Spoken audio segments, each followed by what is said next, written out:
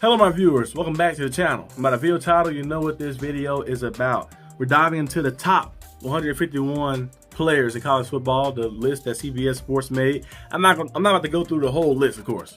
I'm gonna skip up to 25 like that, but they made a big time list. They had all type of people on the list like that. So 151 players like that in college football. I'm gonna go through the top 25 and see that I agree with the top 25 players and see what happens like that. So let's dive into it. Starting off first.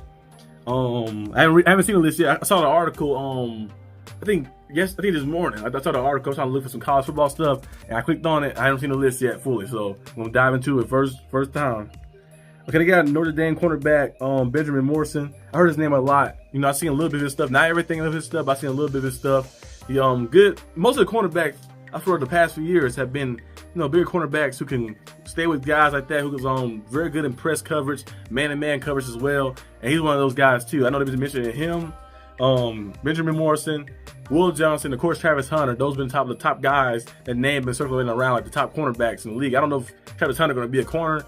I think most likely going to be a corner in the NFL, but he could be a receiver too. Depending on how the team uses him. I think most likely he's going to stay in one position when we get to the NFL, but you never know what could happen.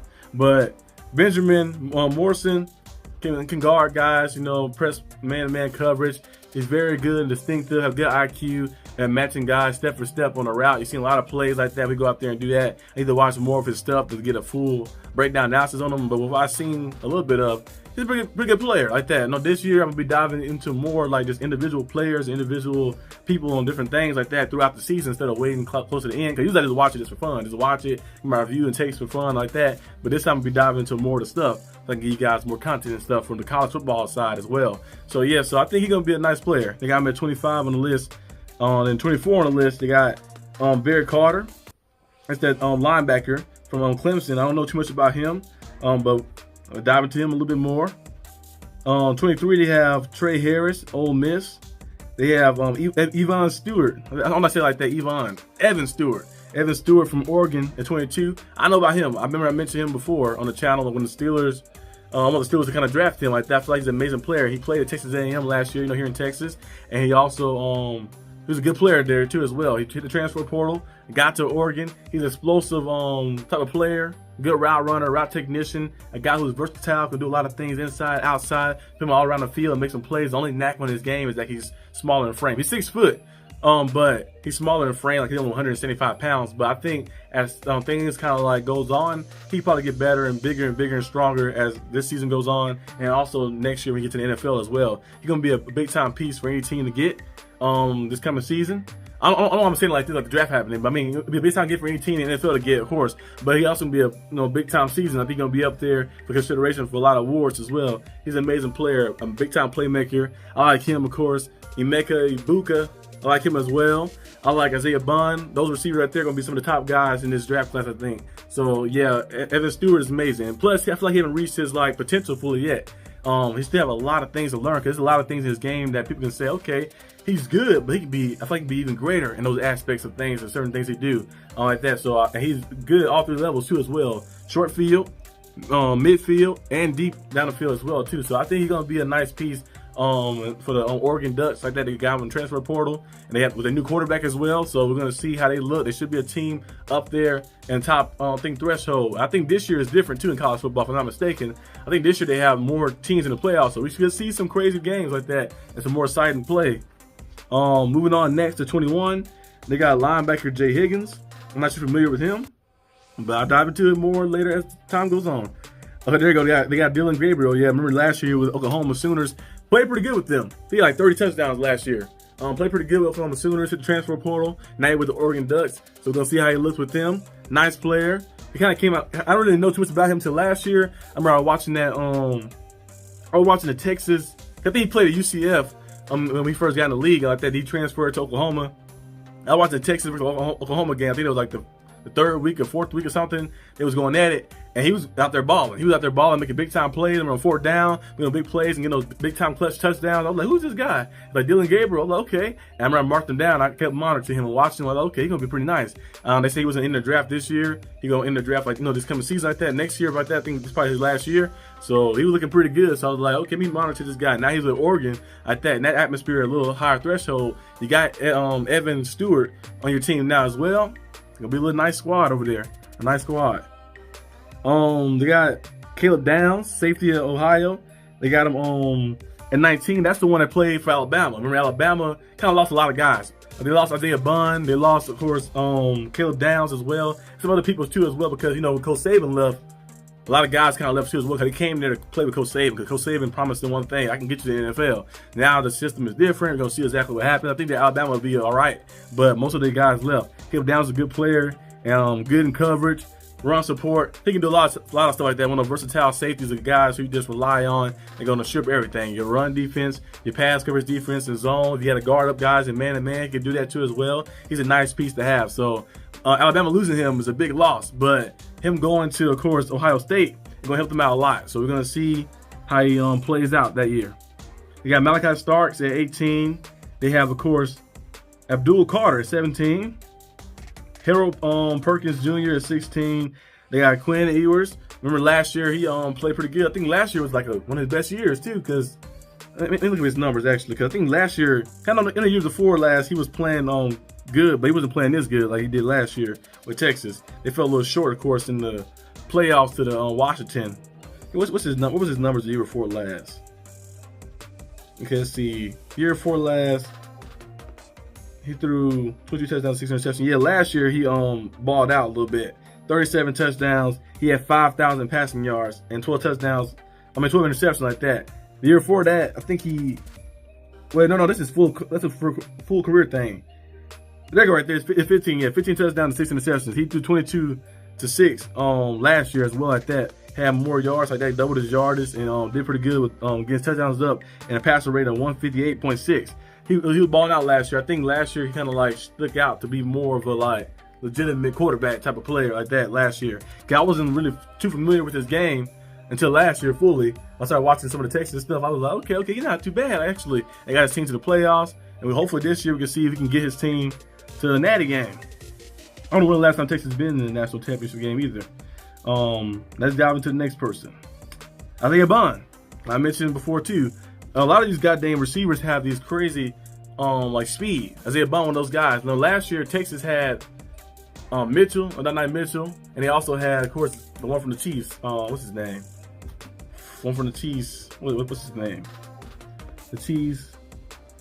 Xavier Worthy. They had him too. Those guys who run those 4.2s. Now you got a guy like Isaiah Bunn, who's an explosive playmaker. He can get the ball down. He can get down the field, and he can hit the top of the defense, make big time plays. He left Alabama, so now he's here in Texas.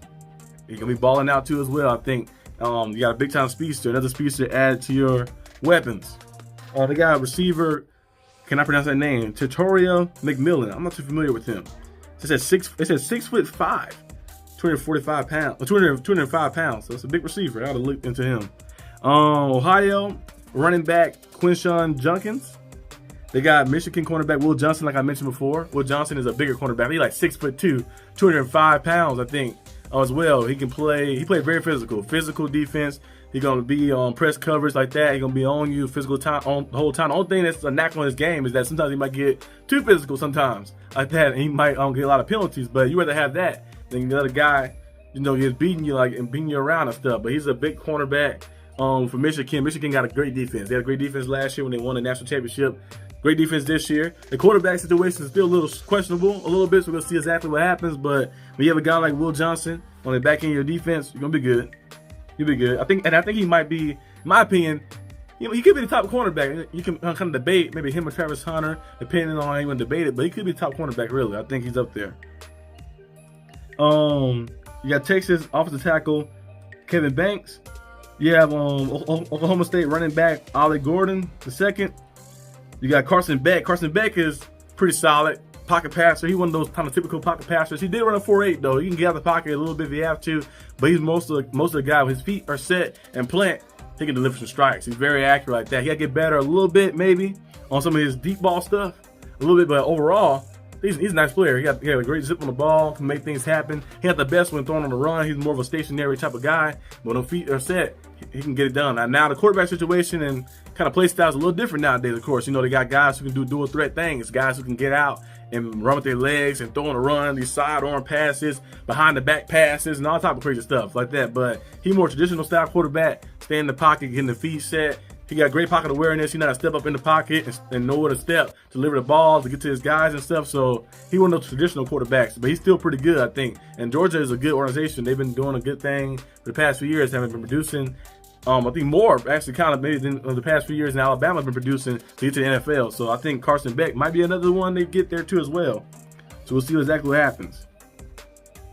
Alabama, Jalen Milroe, like I mentioned many times before last year. You guys know I was reading about Jalen Milroe. I love his story. I got there like that.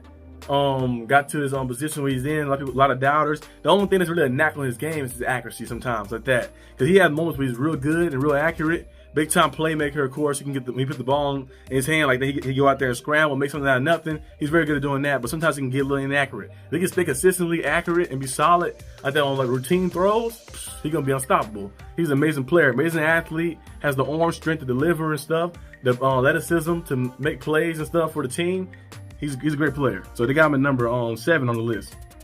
They got Will Campbell, the offensive tackle from LSU. They have him at number 6.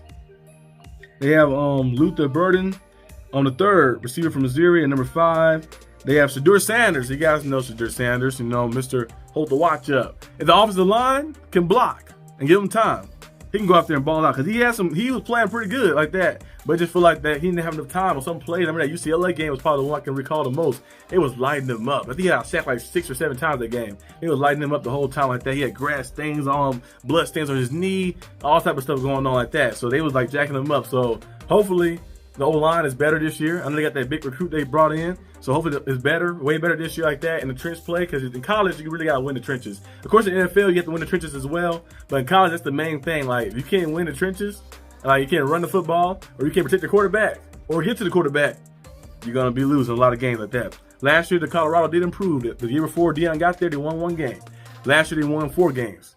And a lot of the games, a lot of the losses from last year, a lot of the games were very close. The game against USC, the game against UCLA, the game against Stanford, they blew the lead. A lot of the games were very close. It's just they could not find a way to end it like that, finish like that, get a quarterback enough time to make the plays. So hopefully this year is different. But Shedeur is definitely going to be up there in Heisman votes and definitely going to be a top pick in the draft. They got Michigan defensive tackle Mason Graham. That guy right there is relentless force. Relentless force, big time player. He can play like many different positions, like on the D line. He can be on the edge if he wanted to, and nose tackle, all type of stuff around the D line like that. He's an amazing player, relentless force, high motor player too as well, like that. Usually when you see like those top skillful technique players like that, sometimes the motor might not be as high, but he's one of those guys who can just change the game like that. So he's gonna be most likely a top 5 pick in the draft, unless he somehow happen to fall down like that. But he's gonna be up there as the top pick. You know, everyone loves those big interior D line like that can make those plays and who are very athletic. He's gonna be a disruptor, not only this season but in NFL as well. Tennessee, James Pierce, the edge rusher, James Pierce Jr. That's the I think number 27. Yeah, number 27. He's a little. How much do you weigh? Because he always looks smaller. Like when you see him, like on pictures or anything, like videos and stuff. How much do he weigh? James Pierce Jr.